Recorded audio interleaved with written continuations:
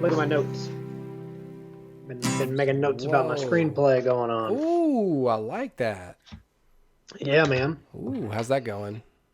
Completely beat sheeted as of today. Nice. Um, Almost done with Act One. Wow. Way to go, man. That's It is. delicious. It's a slog though when it starts, man. Yeah.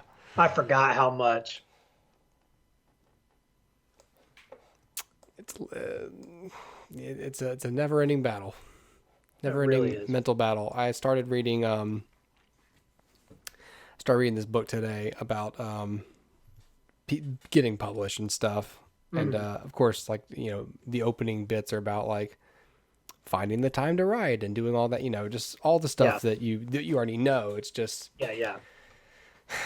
It's just putting it into practice. it is, and That's the hard part. it really is, like, if you can just find the time to write and get the scenes written, then just getting the revisions done is so much easier because you've done the work. It's just the hardest Yeah, part is just committing to not letting yourself be distracted.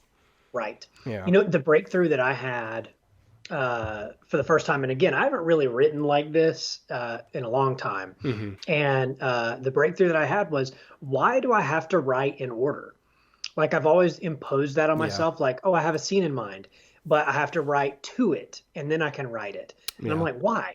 Why can't it? This is just a first draft. Why can't I just write the scene and I'll revise it. It'll attach to what I write when I write the scene before it.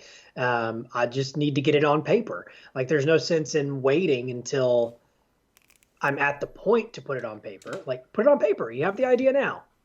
Right, exactly. And like you can worry about the seams later. Yes, right, exactly. Like no one's gonna see how messy it started out. They don't film movies in order. Why do I have to write them in order? Right. I remember when I first like was introduced to the concept that movies were shot out of sequence. I was like, Yeah, whoa. Like that was the most yeah, mind blowing thing about movie making to me in the hmm, beginning, yeah, whenever the beginning was, yeah, oh yeah. my God, they don't have to shoot this in order. Because, when you make your own movies as a kid, you shoot it in sequence You because in shoot it your in mind, order. you want like continuity of like Yeah, emotional continuity. yeah, But then it's like, oh no, like a whole new step to this is doing that out of order. And then the mm, actors having to orient themselves. Like it was always amazing. They're like, yeah, the death scene at the end, we shot that the first day. It's like, how? how? How Yeah, did you do yeah, that? Why did yeah, you do that? Why did you put exactly. the actor through that? Was that the only day that such and such person could be there? Like, how do you Yeah. like? It's just, and then of course we went to college. Welcome to Hoopercast, everybody. So at a certain point, like we go to college and you learn all about like scheduling and budgeting and Yeah, all the priorities and factors that go into like you yeah, know why would you schedule it such a way? Like, when I don't remember if there was a certain how like there's the order of operations in mathematics. yeah, yeah. I don't know that there's an order of operations in filmmaking when it comes to like a general rule of thumb for scheduling a movie and scheduling a production. Yeah, I don't know. I mean, I feel like when we took that pre-production class, Yeah.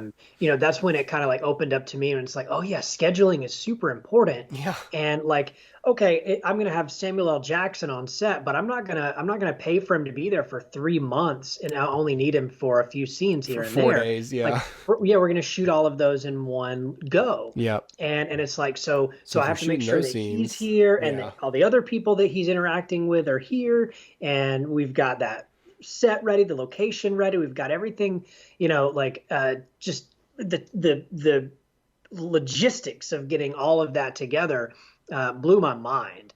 And I'm like, man, pre-production's tough, dude. And you have to like you have to have several iterations. Like, all right, here's the cheapest option, here's the fastest option, here's Yeah, and you have to yeah, just I don't. It's weird because when we were in college, like, I came in, I was like, I want to direct and I don't want to worry about all that like yeah. logistical BS. And now I'm like, I want to schedule all of this. I want to like, I would completely own scheduling a film shoot now. It's so strange. Like it's basically same thing for me. Like Yeah. I went in and I'm like, Both of our jobs are I want to direct, heavily lean on like schedule. a right brained, Yeah, like, yeah. Make it logistical happen. puzzle pieces. But we're Exactly. both we're both writers as the creative expression, Yeah. you know. Well, what happened to me in film school was like you, I went in, I'm a director, right? Yeah. I want to tell the story. I'm a director. Yeah. And then I started to realize like you know what? I really don't want the headache of dealing with being a director. I want to tell a story, and the first person that tells that story is a screenwriter. So I'm going to Yeah. write. And so I started writing. And then as the years have gone on, it's like, I feel like I could do the actual producing part of it. Yeah. And I didn't think I had that in me then. And I'm honestly, what scared me then was coming up with money. Yeah. Like that was the thing. Yeah. Like when we all had to do our senior thesis films, I remember like the Oh, internal struggle boy. of, do I direct it or do I write it? Yeah. Because I thought, if I direct it, like I've got to have I have to pay for all money and this. Yeah. locations, and or I've got to find a producer, but even still, like I've got to have money. Yeah. If I just write it, like, no, I can sit at home and write, and like that was the thing. And I almost went the writing route, but then it was like, but I'd have to Mm, write a feature and I'd have yep. to make sure it's interesting enough for one of these like Yep. real directors who go to school here to Hmm. want to shoot my little dumb story, Sure. or I fail. Right. So Or you write a feature like I did, yeah, and well, that's right. I Yeah, take that's that right. A back. short would get shot. A feature A could just short be, had to get yeah, shot, but that's the right. feature, yeah, the Yeah. feature, I wrote a feature which ended up morphing into a pilot of a mini series, and they were gracious enough to let me do that. Like it was still feature length. It was a feature Yeah. length pilot, and it was a lot of fun to write. But I've always felt like it was incomplete because I didn't write the end of it. You know what I mean? Like I wrote the Yeah. pilot, and so it feels very strange looking back on it, like almost like I got out of doing an actual project. Like I pulled one over on everybody. There were that was forward thinking of them because like, a feature length pilot, but now with like Yeah, streaming services, it's like, sure, why not? yeah, that's totally normal. Yeah, exactly. Yeah. Yeah. Well, But yeah, man, like who knows what the future holds? well, it holds many interesting things. Speaking of writing and streaming and all these other things, Hmm. welcome listeners to our show. And this is where we talk about movies and TV and writing and creating and the film landscape in general. So, Yeah. um, we are going to get right into it today.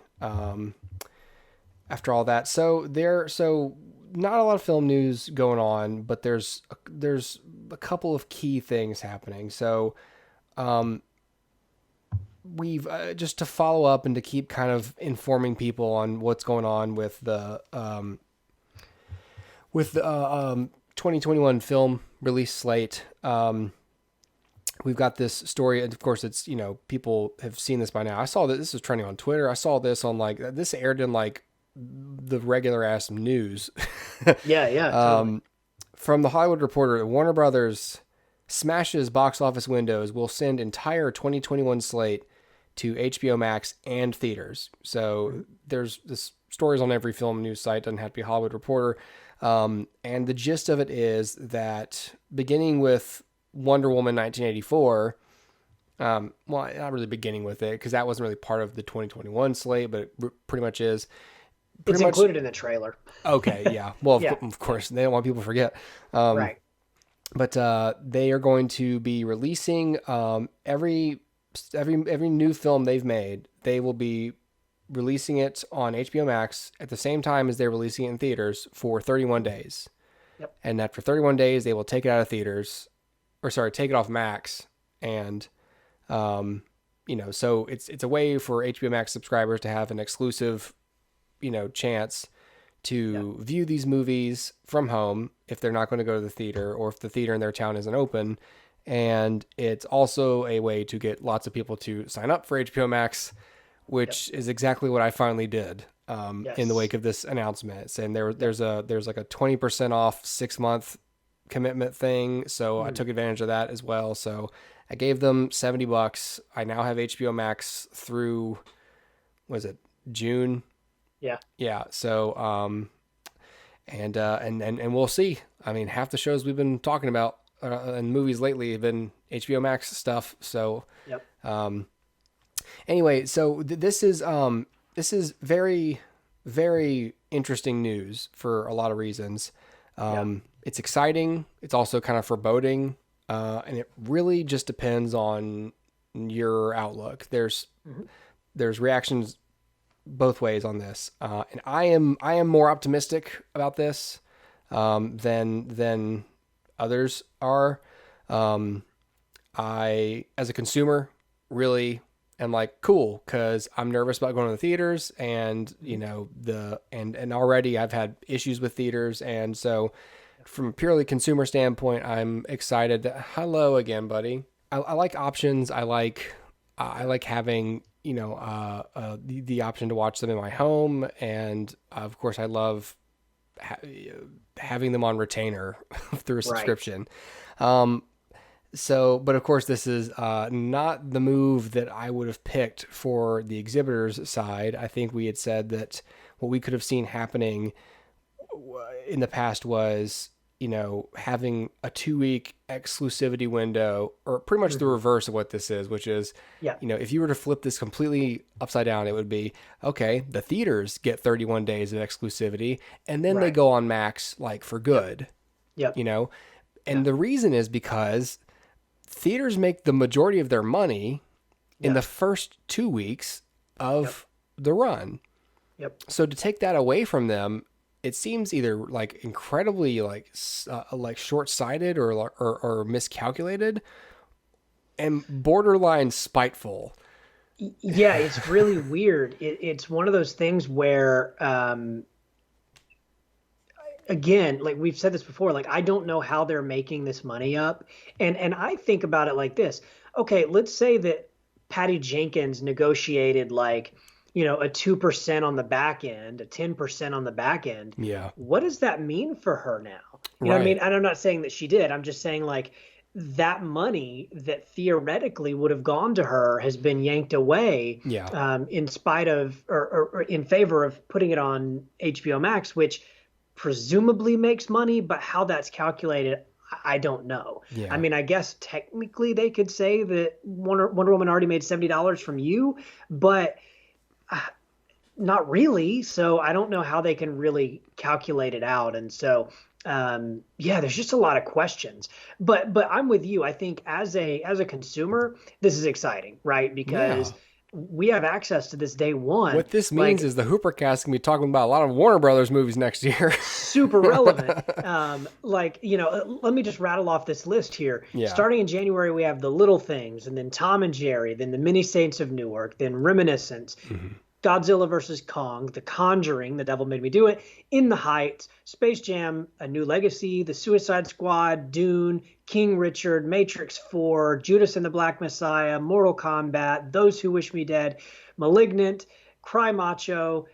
That's a lot of movies that Yeah. we just can watch, Yeah. day one, and put out a review that very next Tuesday, Yeah. or Tuesday. Yeah. We recorded the next Monday, put it out. The point is, you know what Yeah. I'm saying?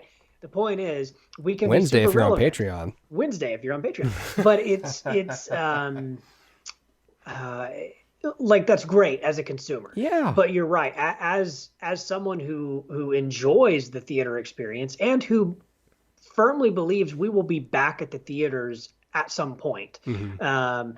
it seems like they've jumped the gun on this. Do it one at a time. Don't do the whole year. It just seems strange. But I understand, it's a great headline for them, to say everybody gets movies, is a great thing, for them to be able to do. So yeah, I'm excited. We'll see what happens. I'm also kind of. They said it was going to be for 2021 only, Yes, so we'll see. we'll see. Because if they get a lot of subscribers, or this somehow turns out super well for them, and there's no big downside, Yeah, they who might just knows? go, "Hey, I know we said that, but we're just going to stay." Like, Yeah, and right. that's mainly what exhibitors are worried about. It's not so much like this single thing, because they could just say, I mean, the exhibitors could just say, "Hey, we're just not going to show the movies." I Yeah, mean, totally. but the problem is this gives other streaming platforms and studios, Yeah, Disney, it yeah, gives Disney and others a model to follow, yes, that uh, that this is a way, this is what we're doing, and here's, you get to watch how people react to us doing it, so now you can properly judge whether it's worth it for you to go through this or not. Yep. So it's bold. I'm gonna call it bold. It is bold. Not Sure. not that And it's good bold or bad bold. It's just it's just bold. it's bold. And you're right. Like I have no doubt that Disney is going to be watching what Wonder Woman does on Yeah. Christmas Day. I mean, they've got Soul to watch as well, but they're going to be watching what happens over on HBO Max that same day, because that's really going to be, I'm not going to say it's the same audience as Black Widow, but Hmm. there's a good crossover there. Yeah. So, they've said they were going to hold Black Widow till theaters, but I don't know. Yeah. But Depends on what happens. hey, they didn't break their word first. It was Warner Brothers who said in theaters only. They were all snooty about it, and then like 3 weeks later, this happened. This Never. wasn't that long Right. ago that they were It really it was was the not. Wonder Woman trailer. It was like in Yep. theaters In theaters exclusively or only. whatever. Yep. And they Everyone was doubled like, down on it at DC Fandom. They were oh, like, "This is gonna be in theaters," yeah. and then they're like, "Oh, Oh, we shouldn't have said that. well." I mean, and it still could. Like, I don't know why they're rushing it out. I mean, I Yeah. say rushing it out. I mean, it's just sitting on a shelf. But like, I don't know why they're jumping the gun on it and saying like, you know what, fine, we'll just go ahead and release it. It does seem strange, but you know what, it's fine. They're all I'll be watching it. they're also Jamesing the gun on it because the Suicide Squad is among this slate of films for next year. Yeah. And so that and Wonder Woman and especially Dune, I'm like so Yeah. excited for. Yeah. But Lionsgate, you showed me this other story. Lionsgate is Legendary. legendary. Sorry, Legendary. Yep. Is Lionsgate a thing still, or did they go under? It is. It is still a thing. Yep. Woo! Okay. Yep. Legendary is apparently considering suing Warner Brothers Yep. because they put up a lot of money to make Dune, and Denis Villeneuve. Roughly 75% of the production budget of at least Godzilla versus Kong, Yeah. but I would assume Dune as well. Yeah, hundreds of millions of dollars that Legendary has spent to make those films with the expectation that they were opening in wide global release.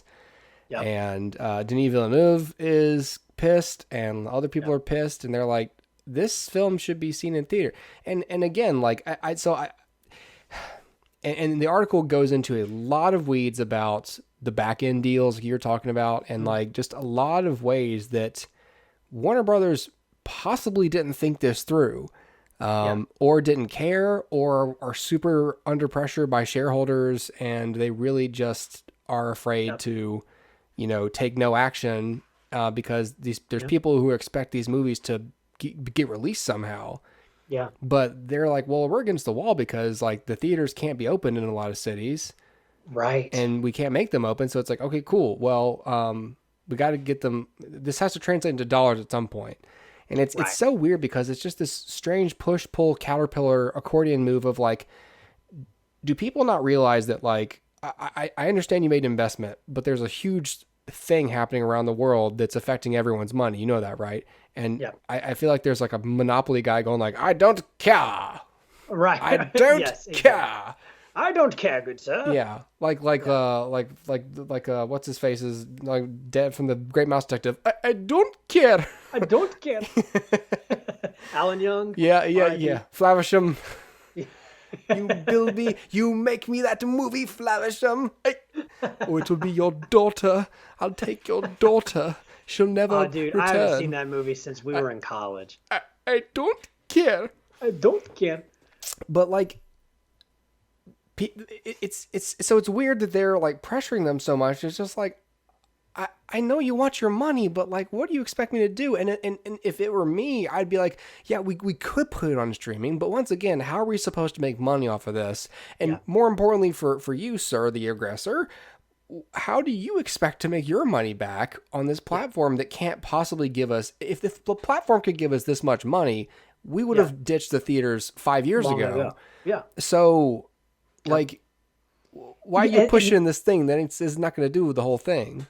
And that's the thing, especially when all you have to do is wait. Like, yes, I understand the wait might be a year, maybe it's a year and a half, but all you have to do is wait, and then all that money is yours, just like normal. It could all be yours.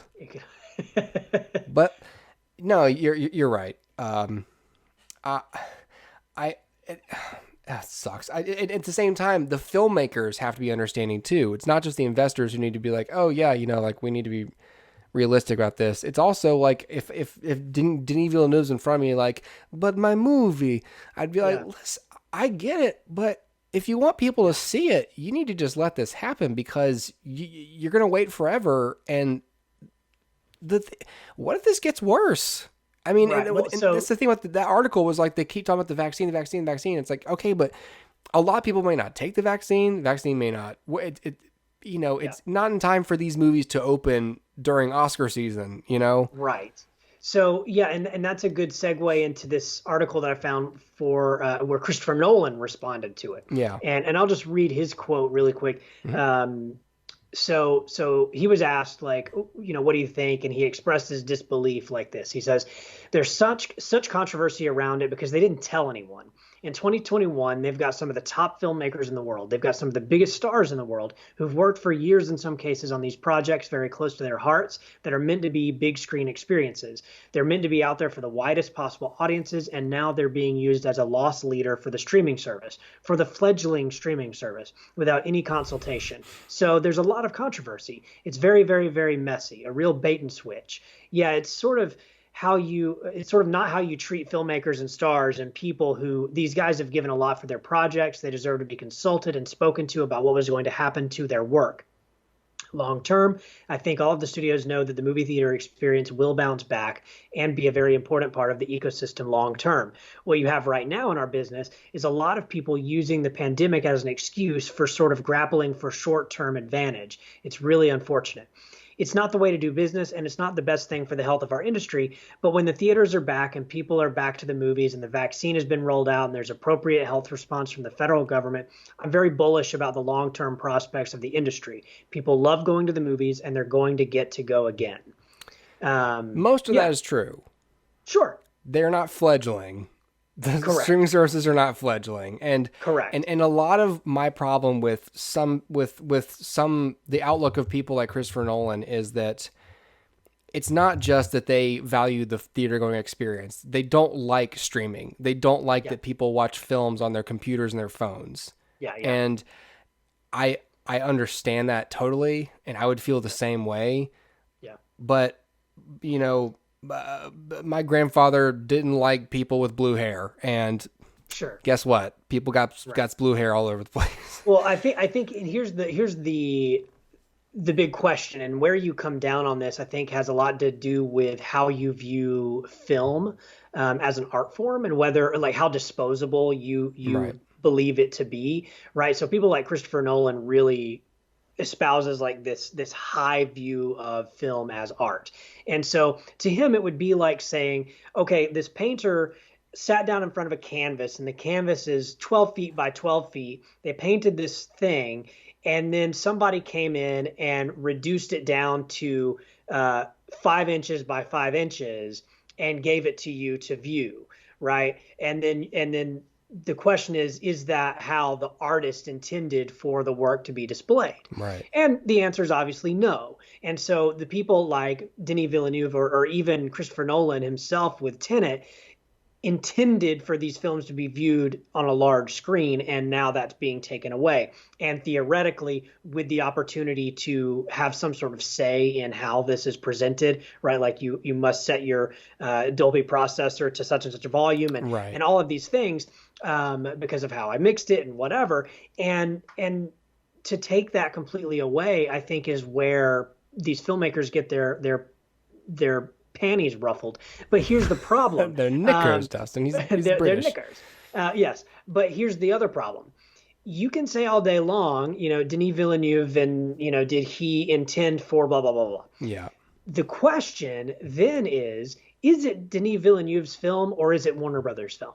Right. And if it is Denis Villeneuve's film, then sure, he needs to be consulted and he needs to have the final say. Right. But if it's WB's film, then they have the final say. And the question is, who pays who? And that's the unfortunate thing is it is not his film.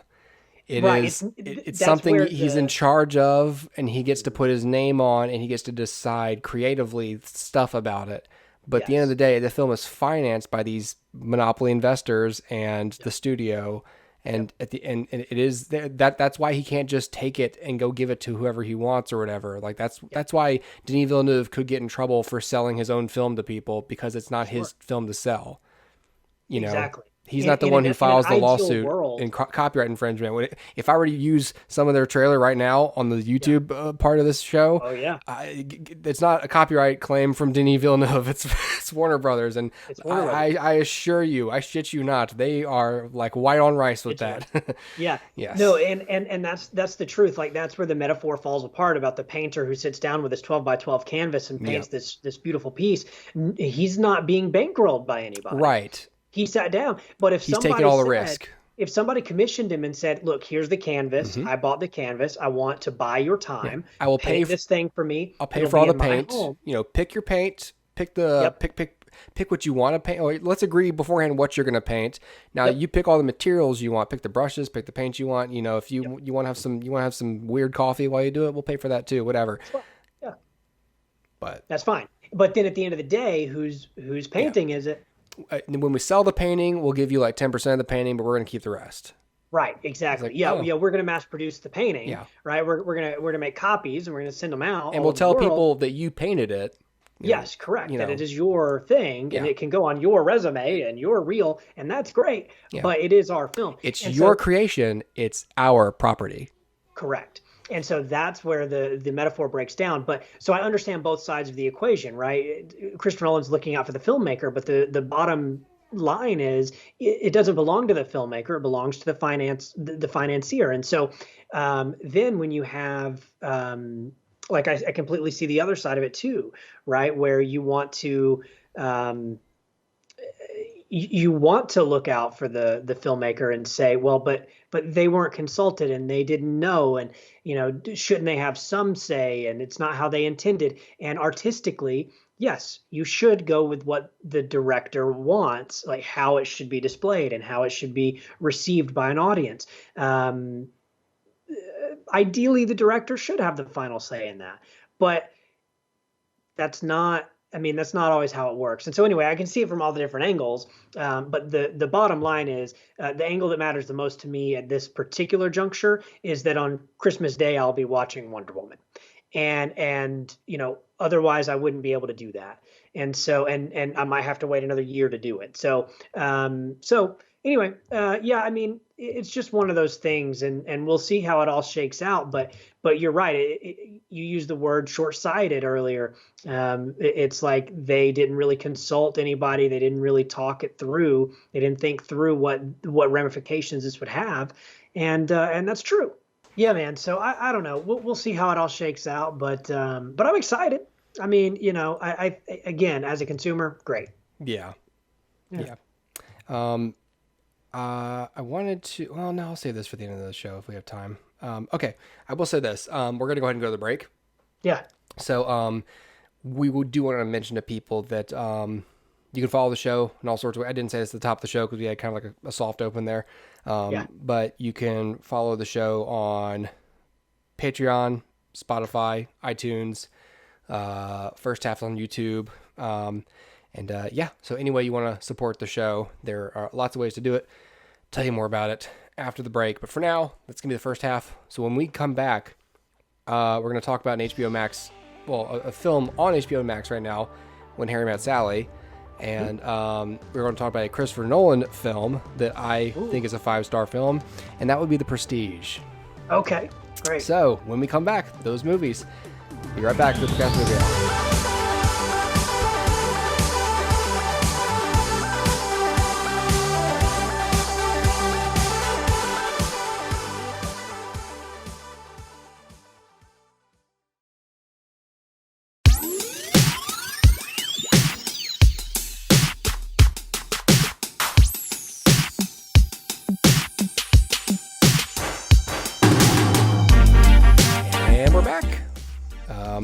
If you're listening, where did we go? Woo!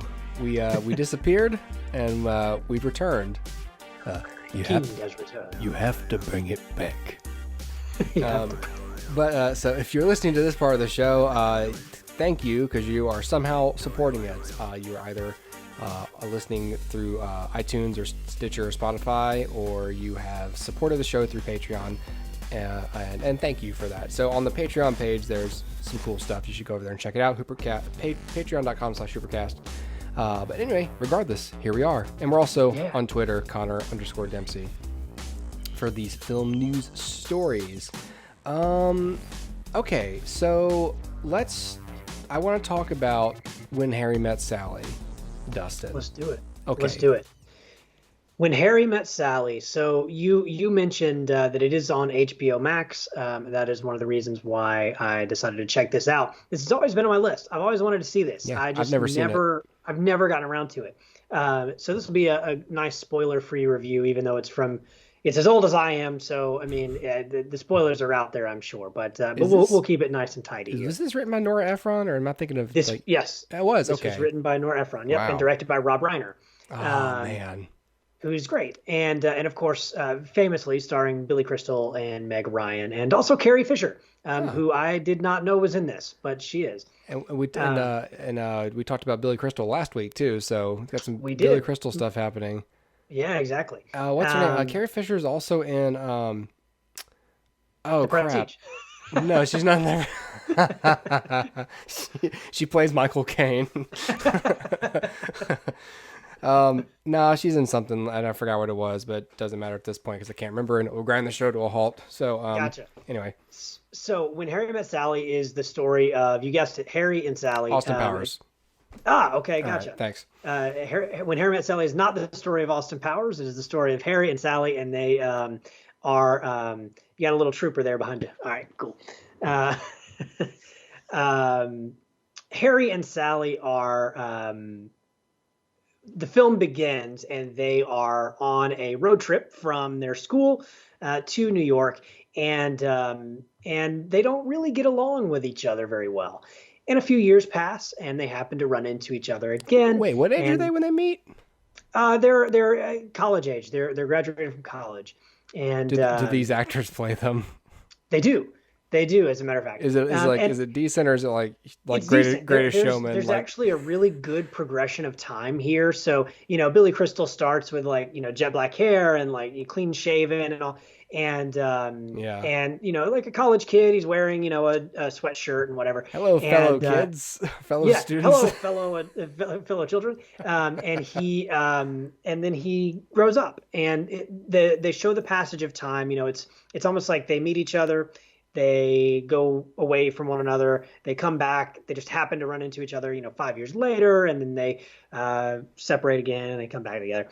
And each time they become more and more friendly with each other. Like I said, it starts with them as kind of enemies. Like they're butting heads on every issue. Right. And over time, as life beats them down a little bit through divorces and heartbreaks and failures, they become sort of they become friends, and then eventually the question is, should they become more than friends? Should they? And so that's basically the premise here. It's sort of like watching vignettes of, it's almost like a lot of little short films, and then finally the film kind of takes place in the present, and so you get to watch that, and so that doesn't feel as short filmy. That feels more romantic comedy, but it certainly still has that vignetted kind of feel. Like maybe they go out and they are doing a little date kind of deal thing for the day or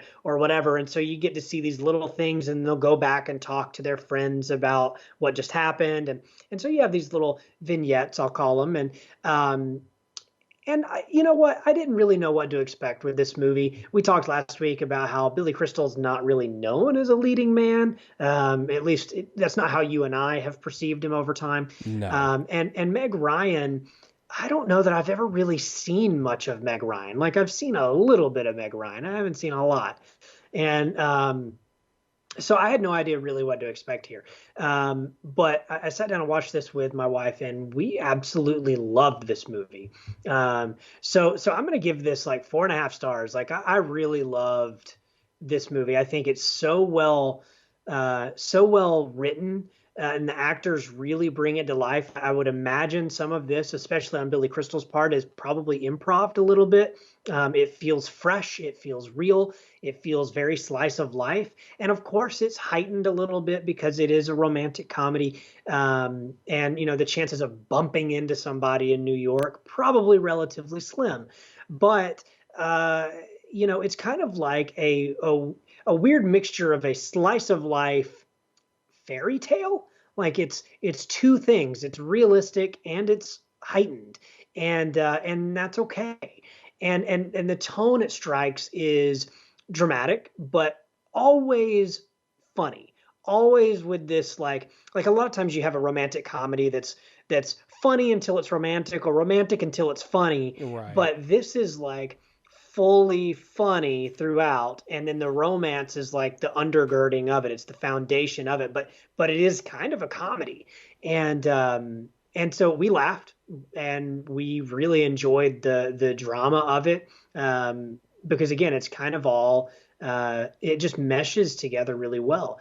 And so so Billy Crystal does a really great job. He is the standout here. I think Meg Ryan does fine, and their chemistry is great. But Billy Crystal's the standout for me. He elevates the material. Again, the material is well written, but he elevates it still. And it kind of makes me wish that Billy Crystal had a slightly different career. So I don't know how old he was when he made this film, but he certainly deserved this role, and I think deserved to be more of a leading man than he ever was. And so yeah, I kind of wish he had a little bit of a different career, but look, at the end of the day, this is a classic because it's well made. And there's a reason why everybody's heard of it. Even if you haven't seen it, you know what it is. You know Yeah. a couple of the things, like I'll have what she's having, and you know these You moments. know what? I referenced this in an email today, and I didn't even realize Really. that. Yeah, this is What before did you reference? I said I'll have what she's having. Really? Yeah, Yeah. it was a response to a stock photo where a woman was just like opened her windows and she was just like, she was just smelling something really good, and I think my Yeah, yeah. response was, "I'll I'll have have what what she's she's having." Right. And it was Yeah. later where I was like, "Hey, what are we talking about tonight?" Yep. Larry Wow, Met Sally. weird. You Um, incepted me. I know it's weird. Talk about Christopher But yeah, Nolan in a man. minute here. Yeah, but yeah, look, it's a good movie and it's certainly worth a watch. If you have HBO Max, you're already paying for it, so you might as well check it out. Again, it's a good date night movie. It's a Yeah, good it's a good fall time movie, like holiday movie in a way. yeah, It's not a holiday movie, but it kind of is. It's New York and there's some cold yeah, stuff in there, yeah. and there's a few holidays that are important throughout the film, but I wouldn't necessarily say it's a holiday movie, but now's the time to watch it. Like fall to Yeah. December, like that's the time to watch this movie. So if you're looking for a good date night with your significant other, I'd say check it out. Like I said, 4.5 stars. I can't really complain about it. It's a good movie. It's just solid. Yeah, I'm trying to figure out if when I was telling my wife that like we got HBO Max and everything, I was like, Hmm. look, we should watch some stuff. So I don't know if you want to, but like we watch TV shows, and so she's Yeah, like, I don't know if I want to commit to like a movie or not, but I'm trying to find stuff for us to watch together. yeah. That's on here, so I think I'll suggest this because I've never seen it. I don't think she has either. If it makes you feel any better, I don't remember. It doesn't feel long, and I'm looking at the runtime on IMDb right now. It's an hour and a half. Oh wow, Uh, that's great. Tight. so yeah, like it's not a huge time commitment. Yeah, that's good.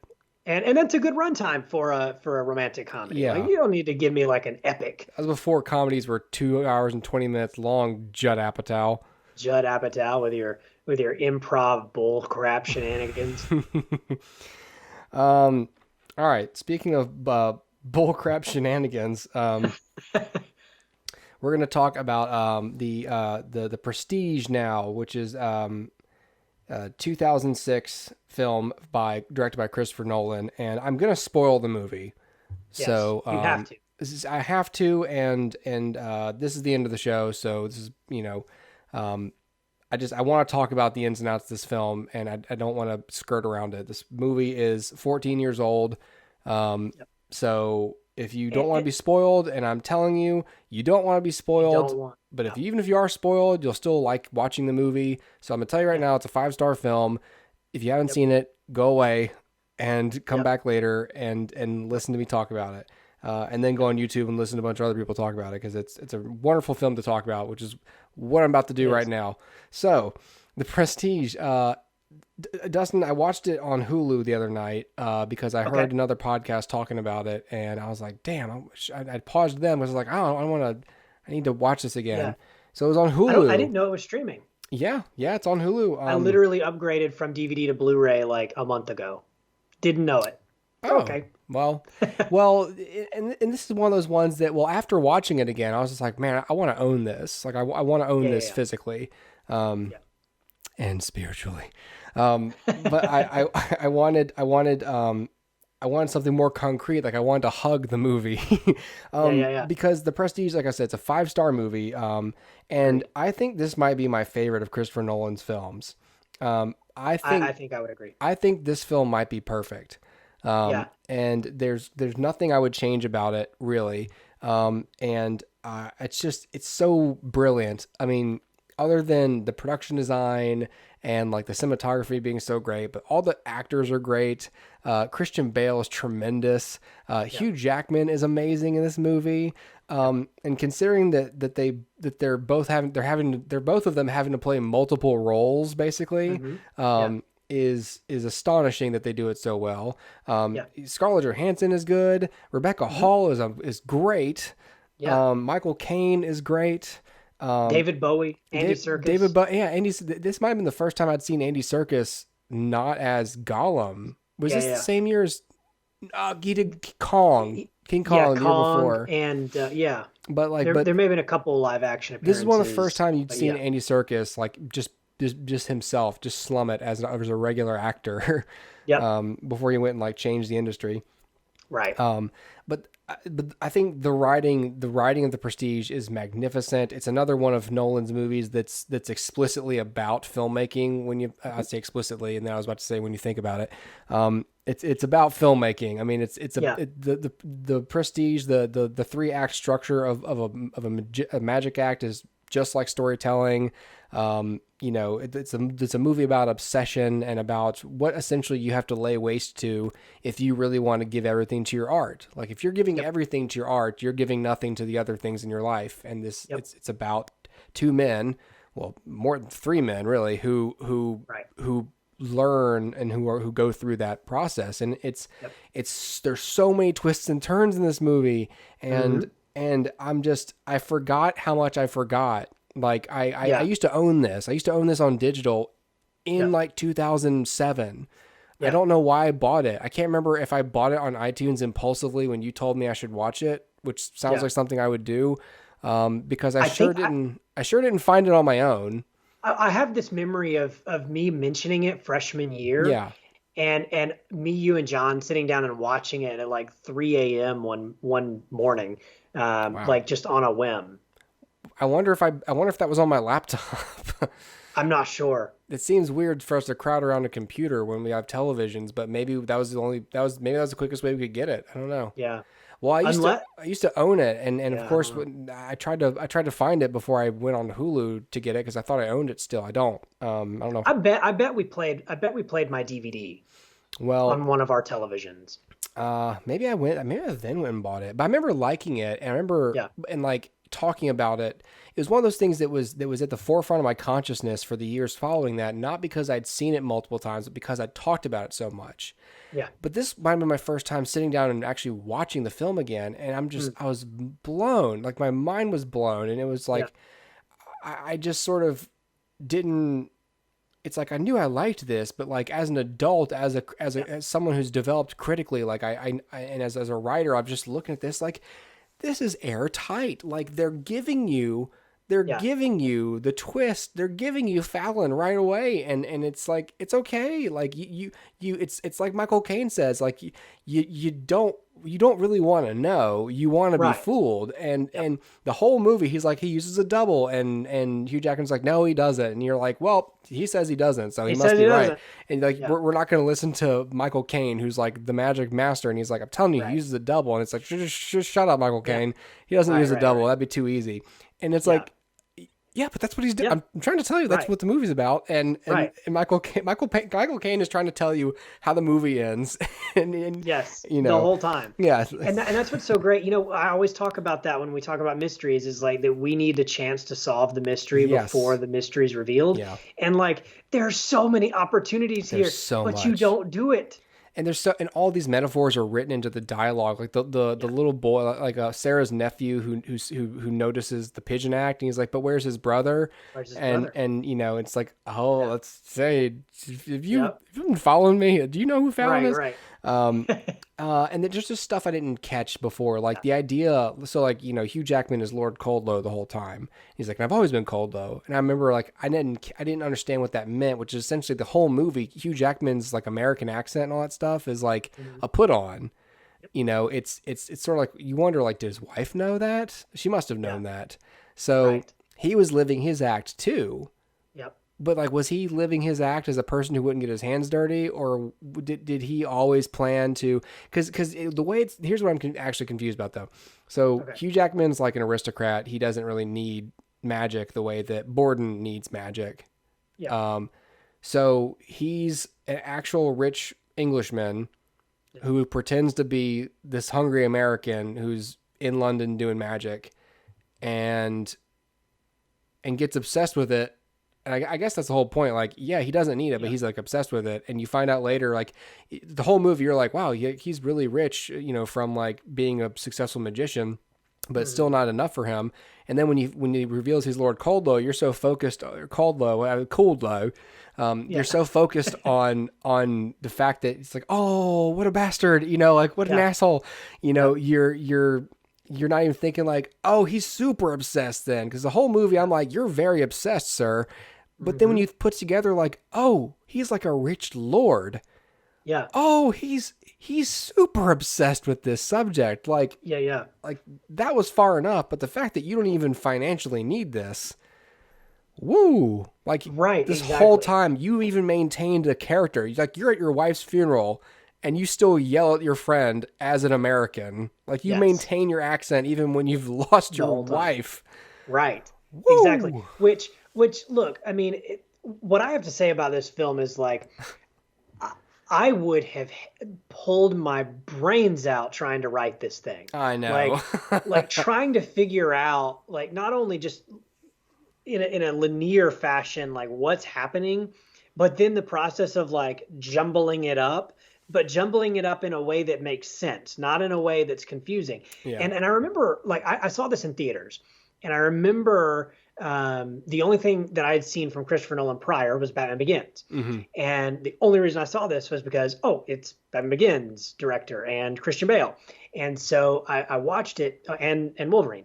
And so I watched it, and I remember like walking out of the theater, and it's been in my top, probably 10 favorite movies of all time ever since. Yeah. Because my thought is like, this was the first time that I ever really experienced that non-linear storytelling. I mean, you get hints of it in Batman Begins, but Yeah. like really intense non-linear storytelling that would become, or I guess has become, sort of synonymous with Christopher Nolan. Yeah. Um, this is like to the nth degree. This is the most probably non-linear movie he's made, simply because if you look at something like Memento, like it's linear, it's just reverse.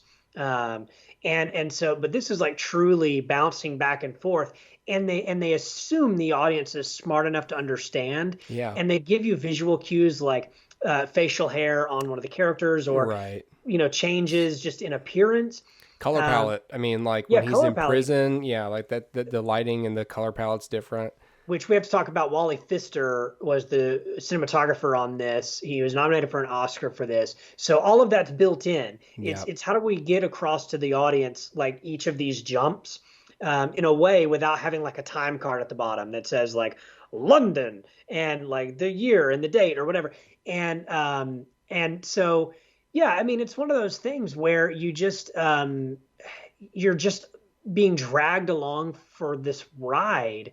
And I remember it's one of the first movies I had seen that was that way.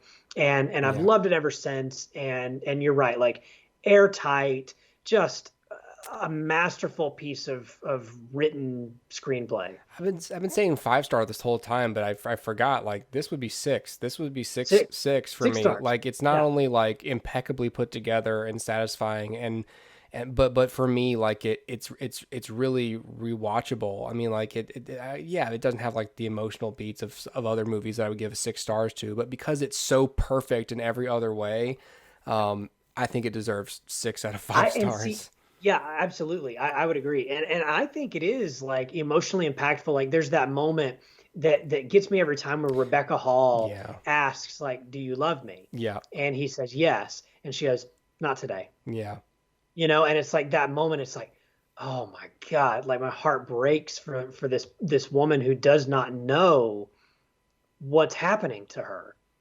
She doesn't know she's married to two people, yeah, and you know? especially one of the most brilliant things about the movie is that, and the reason why it rewards multiple viewings is now that you go back and you go, wait a minute, like, could I have known or had this early that Fallon was, but like the fact that that as an actor, Christian Bale has to play these brothers at different times because they take turns being Yeah. Borden, they take turns being Fallon, and so there are times where and that's why Rebecca Hall knows whether or not she's actually loved or not, because only one of them really loves her and the other one loves Scarlett Johansson, and so they are equal parts, like, into and detached from the relationship, because these two brothers are not equally bound to Sarah. And like the idea that like that in one scene he's like really into his family, and again they hint it all over the place. He goes, I asked you the other day about the house and you said, and he's like, you caught me in the wrong mood. And it's like, what Yeah. really is, like, that was him You caught yesterday, the wrong and he's person. not into all this, and he wants to break Yeah. free, and he wants to like go be a great magician, but I want to keep the family together, but I can't tell you that because and so it's just like they have to sort of constantly cover for each other's like Yep. shortcomings as performers in the family setting. And so if you go back and you watch, like, you could go back and watch this movie multiple times and focus on just one thing and track it. Like, you could track, the timelines, make sure they're okay. You could track, brother number one, you could track brother number two, you could track Rebecca Hall's awareness of what's going on, Yeah. Scarlett Johansson's triple crossing, Yeah. Michael Caine's story, the Tesla storyline. It's mind blowing. It really is. And the idea that like that he's playing two people who are pretending to be one person. Yeah. We started this podcast by talking about how difficult it is to orient yourself when you're writing or when you're directing scenes out of sequence. Mm-hmm. Imagine that as Christian Bale here saying, "Okay, which brother am I? Mm-hmm. Where is this brother in the timeline of like affection for Sarah or whatever the case may be?" Right. And it's like, okay, so now I have to orient myself to which character, who this, and then I have to put on the Fallon makeup. I got to do that, and I got to do this, and then you have to like orient yourself like 5 different ways before you can even jump into a scene. And what's beautiful about it is it's perfect because you can go back through, and I've said this, if you go back through, just like you say, you can track it. If you pay attention, you can see differences in Christian Bale's performances. Yeah, They are different characters. they are. He's playing two different characters, Yeah. and you can see it. Their You can temperaments are spot it. different. Because here's the thing, like if he had approached it like he was playing one character, then A, there's no chance for the audience to understand it, Right. and there's also no reason for Sarah to pick up on anything Right. because It makes her you seem like a can't. crazy. It makes her seem like a crazy person. It makes her seem irrational. Yeah. But if Christian Bale is in fact playing two characters, Yeah. then Sarah's fears and frustrations are valid, and we have the opportunity to solve it. If only we had been looking close enough and said, "That's a different character. Yeah. That's a different Why does he person." change his mind so much? It's in the diaries. He talks about like how, Yeah. he's like, oh, he seems to want to break free at one moment, and then he loves his family the first. And so it just makes him, for the most of the movie, just seem like a guy who doesn't know what he wants, or Yes. he finds it difficult to maintain his family or to fake it, Yeah. wanting to maintain his family, but he's really Yep. obsessed with being a great magician. He has conflicting loyalties or whatever. And like, I love that and so where the last, toward the end of the film, you can really spot it. They make it very plain, which is, they have, if you're paying attention, if you're watching closely, Yeah. because he's like, he's, Angier's opening this big theater. He's got the real transported man. And so it's just a single shot on one of the brothers. And he's like, all right, that's it. We're finished. Like, leave him alone. Let him have his trick. I don't need his trick. It's fine. Let him have it. Don't go back there ever again. We're just both going to leave him alone. Yeah. And then the next scene you see his Christian Bale, he's at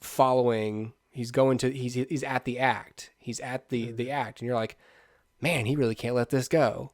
Yeah, yeah. And then he goes backstage, and then the tank thing happens, and that's where he's arrested, and now he is in jail.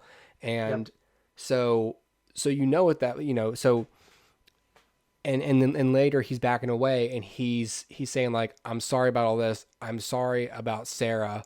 I'm sorry about a lot of things. You were right. I should have left him to his bloody trick. And you keep thinking like, but it was you who said we should leave him to the trick. And so that's like the first overt, like, well, wait, that was you. You're the character who said that.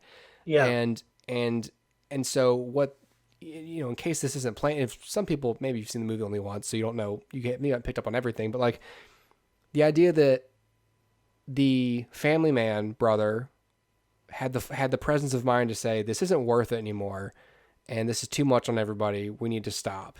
And it was the other brother who was like, no, we need to be the best, and we need to see what this trick's about. And that ended up getting him killed, ended up getting him arrested and executed as like the cockier, more egoistic brother, who went too far. And so you have two characters who go too far in their obsessions, and they're played by Hugh Jackman and Christian Bale. And the character that emerges as prioritizing what's important, albeit maybe a little too late, is also played by Christian Bale. So he gets to play both the character that falls to his impulses and the one that doesn't. And just the idea, that he's apologizing to him, like, I'm sorry because I caused Sarah to take her own life because I just couldn't do better. And, and we almost lost our daughter because of it. And at the time when he's dying, he doesn't know, well, I guess he knows he can get out and go get her and everything, but it's, and even up until his death, like the abracadabra last word is so cool. And just the idea that like, making something disappear isn't enough. You have to bring it back. He just appears in the frame and the music happens at that point. That's where I was like, oh fuck. Yeah. that's where it got me, it's just oh, he made it. He gets her back, and of course, I think one of my favorite parts of the movie is like the final confrontation between them, where they're basically laying it all out. They're like, "Here's the wigs. Here's where we," and he's like, "Oh well, I told Cutter it's too easy to do a double." And Christian Bale's like, "Bro, I cut my own fingers off." Yeah. He's like, "That wasn't easy. I don't have fingers now." Yeah. Right. Yeah, and you just watch it, you're like, "Oh my god!" Like you really, if you had suspected it the whole time, you're now seeing. Chris Nolan's like, I'm gonna show you every little bit of what this all means. Like, now they both had to, he's arguing with her. Like, that's why he's so pissy. And then he's like so nice all the time. They're different people. That's why they're different people. Yep. It's brilliant. So good. It's so good. So satisfying. Oh. And over the years, I've kind of tracked a few people who don't care for the movie. And it seems like one of the complaints I hear most often, and I'm curious to hear how you think about it because I don't care at all, is the Nikola Tesla stuff, the science stuff, it's science fiction, and it wasn't science fiction until the end. And I'm like, I don't care what you have to say, but so partly, if you look at it like you mentioned as an allegory for filmmaking, it completely makes sense. Or if you look at it on the end of things like, hey, who was it? C.S. Lewis, who said something about, maybe it wasn't C.S. Lewis. Anyway, the point is, whoever it was that said something about science and magic are indistinguishable from one another, until we understand or whatever. And so I think that was also in Thor. I think Thor said that as well. Well, okay, C.S. Lewis, Thor, the same thing. But one of them wrote beloved books and the other smashed a coffee mug. It's the same thing. Well, one of them was a deep theological thinker and the other one hung out with Kat Dennings. It's basically the same person. One of them Yeah, yeah. one of them is a deep cut with his quotes. The other is deep cut with his abs. uh, but you know what I mean. To me, it didn't have like I don't care. This Right. whole like science fiction thing that pops up at the end, it's like I don't think that that's out of place. I think that Yeah. that speaks to obsession going into a realm of things that are unnatural. And I didn't think it. I didn't think it. I don't care. I don't care about this criticism. When I was younger, like when I initially saw the film, that threw me because I Mm. didn't understand the whole clone thing that was happening. Yeah, Like the yeah. first time I saw the movie, I was just like, "That's weird." I'm not sure. I didn't fully What understand. Like, I knew I liked it, but I didn't understand all of it. Sure. Um, and then you just learn when you're older, like just take it at face value. Like take it at face value. It's a person. It's another him. He made another him, Yeah. and then he had to Right. murder it. You Yep. know, Yeah. and that's it. It just and so it's not too much like yeah. He made a machine that could clone matter, Yeah. and he realized, oh shit, I made a machine that could clone matter. No one should have this. Yep. So I'll give it to the guy who's insisting on having it, but I'm not. I'm not making that machine ever I'm done. again. So Yeah. it's Yeah. almost just like, yeah, I mean, you're right. Otherwise, the movie holds up to, completely realistic, um, physical standards when it comes to matter Yeah. and what we know of the scientific world. Yeah. Um, so sure, I mean, I don't know what to tell you, but you're also watching a film, and none of this stuff actually ever happened. So, Right. Right. Right. it's weird. It's almost like I'll give you a half point because you're not wrong. It is Sure. science fiction at that point, but my God, it's one MacGuffin. It's just one MacGuffin that's trying to Yeah. tell an emotional story. Like the point is, he found a way to do the best trick ever, Yes. and that's what pushes the other character over the edge to be obsessed with it and to Yep. show you how far he would go. And there's a lot of ways to show how far Hugh Jackman would go, Yeah. but it's not just that like, oh cool, he found a way to clone himself. That's nerdy. It's like it has nothing to do with the fact that he clones himself. Yeah. He clones himself and he dies Yeah. every night. Yeah. Like he Kills dies. himself every night. Or I guess there's a tiny little element where you're not sure. Maybe some nights he teleports and then Yeah. the clone is cloned on the spot and falls into the tank. Yeah. Like but he talks about like not knowing if he'd be the man on the other side or not. It's like, well, it sounds like you never are. Like Right. if you Yeah. at the end of the movie, like if you're a clone who has been shot, now you're the last clone Yeah. and you're talking about all these memories you have, which I guess if you were cloned as him, then you would have his exact same brain tissue, which is Brain all the map. same. Yeah. So you are Yep. effectively the same person. Yes. So you're like, yeah, I never know if you're the guy on the other side or not. It's like, yeah, but bro, you were created like, you were just created. So like you didn't 5 know seconds ago. anything until you appeared in the top row up there, which Right. I don't know. Exactly. To me, the bigger stretch, it's not the fact that Nikola Tesla invented a cloning machine. It's for an attainable sum of money, we'll say. Yes. Yeah. Yeah. It's the fact that they could decide where the clone appears. Yes. Yeah. Correct. How does that shit work? I have no idea. How they decide, like, yeah, where do we want the clone to appear? I'm Lock onto thinking, the coordinates. thinking the Yeah. back of house might be good. It's like, oh, no problem. We'll just run the wire, the Let me clone, just calibrate this knob. the here. clone wire. Yeah. We'll just run this cable up there. What you don't see is they have to run like 17 tests before every Yeah. show just to get them to pop up in the right spot Yeah. and then kill 17 clones. Yeah, exactly. Yeah, Yeah. it's weird. Like so to me, It's weird. To me, that's the biggest plot hole. Like, how'd you make that work? How do you decide? How'd you find it? How'd you figure that out? Right. And then you just run a cable up there, Right. just plug it exactly. into a wall. It's like that's cool. We make him anyway. That's my Yeah, nitpick yeah. about it. But the point is, like, Yeah, sure. it's not about the MacGuffin. It's about what the No. MacGuffin, symbolizes. And what the MacGuffin Symbolizes. symbolizes is he came across an extremely unnatural and unholy way to elevate himself and achieve greatness, and Yep. and take extreme risk, and he that lightning pops, that trapdoor opens, and he knows that he's gonna. It's not like he's killed instantly. He drowns. Yeah. Yeah. 100 times he drowns. Yep. And Yep. so, and the clone who appears at the balcony is like, cool, but tomorrow I'm gonna be the one who drowns. Yeah, You know, it's exactly. like, you know, it's just it's But you have the same drive as the person before you because you have the exactly. same brain and the Yeah, and same the motivations, and same memories and all that stuff. yeah. It is the So same. you're gonna do it. Because the first time I saw it, when it was explained to me, I was like, but the clone doesn't. The clone would be like, oh, I'm just gonna go get like some food. I'm not, I'm not this I'm person. not into this But it's like, magic no. thing. If you're cloned at that exact second, you have the same stuff going on. You're just as hungry. You have the same food in your stomach. Like you pooped at Yep. the same time yesterday, like you or Yep. this morning. I mean, what time Yeah.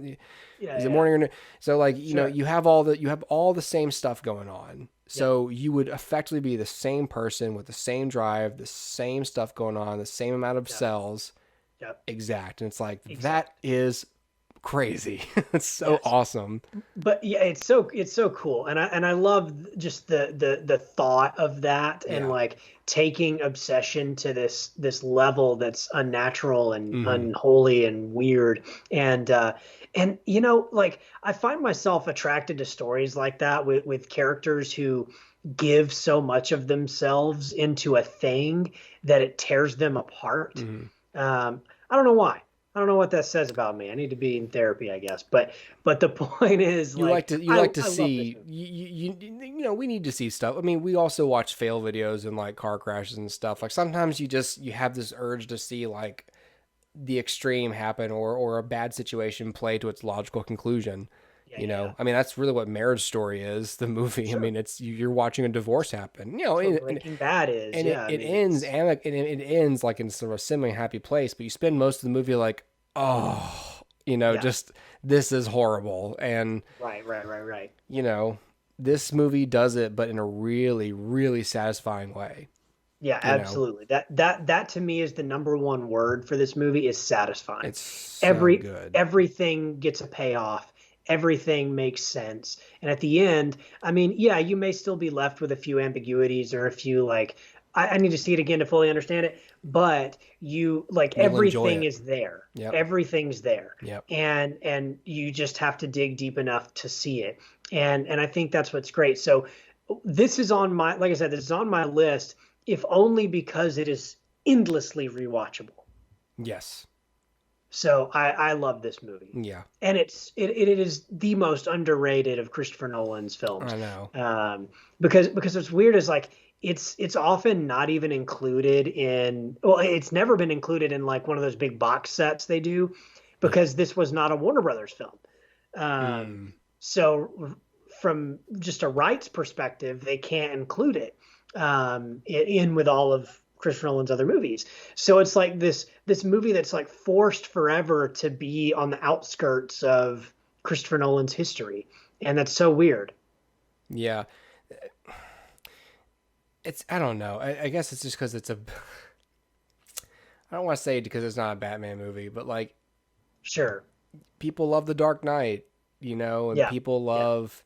I And I mean, do too. and yeah, and and then Inception and Interstellar, and then it's Yeah. just, the more movies you make, the more distance there is, but to me, like I think The Prestige and those other movies have problems, Yeah. and some are big and some aren't, but like, Yep. you know, um, like I think The Dark Knight's a little too long. Okay. Sure. Sure. Sure. All right. So there's one thing, but like The Yeah. Prestige is just perfect. It's It just is. perfect. There's It nothing is. in it that's too much or too long or too much fat. Yep. It's perfect. Yep. So Agreed. prestigious, if you will. Yes. All right. On that note, we're gonna go. Thanks everyone for letting us be a part of your day or night or weekend or whenever it is you're listening to this, because you can listen to it anytime. Yes, so thank you for supporting the show. Thanks for listening. We'll be back next week. We'll talk about something. There's not new releases quite yet for us to dig in on. Yeah. So I'm not sure what we're going to be talking about next week. I've got a couple ideas. I don't want to tease them yet in case they don't pan out. But Yep. I've got a juicy one that I want to. Yeah. I've got a couple of ideas too. Yeah, Yeah. I don't think you'll be watching the one I'm watching. Okay. Okay. No, so find out what that is pretty soon. Yeah. All right. Goodbye, everybody. Have a good week and weekend. Goodbye.